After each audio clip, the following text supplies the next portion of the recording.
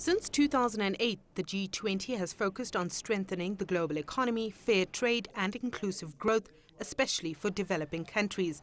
Leaders agreed at their last meeting to finalize the compact with Africa. The compact is designed to allow each African country to reach an agreement or a compact with all of its various bilateral and multilateral stakeholders to come up with a strategy for creating a more congenial environment for the private sector. Germany proposed the strategy for Africa to boost economies through investment.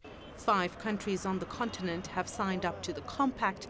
South Africa hasn't done so as yet. We're also very mindful of the fact that many of the financial discussions in the G20, as well as issues of the digital economy, for example, tax cooperation, etc., have a direct impact on African economies as well, and are very much part of the development, or should feature as part of the development trajectory of African countries. It's not clear whether President Jacob Zuma will accept the contract. He is expected to push discussion on protectionism.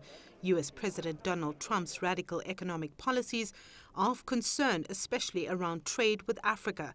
Migration and America pulling out of the climate change agreement is also likely to top the agenda. There'll be discussion of the migration issue, because that's obviously of importance to Europe. But many of the African countries would also like to be able to have a strategy for limiting the amount of migration of their citizens to Europe. The African Union has been highlighting climate as an important issue, because the impact of climate on Africa is going to be very negative, as we've seen in southern Africa in the last few years. Many analysts fear, however, that issues relating to Africa will be overshadowed by North Korea's nuclear testing program, as well as tensions between the US and its trade partners, China and Russia. The Middle East fallout with Qatar is also of concern at this stage. Sumitra Nydoo, CGTN, South Africa.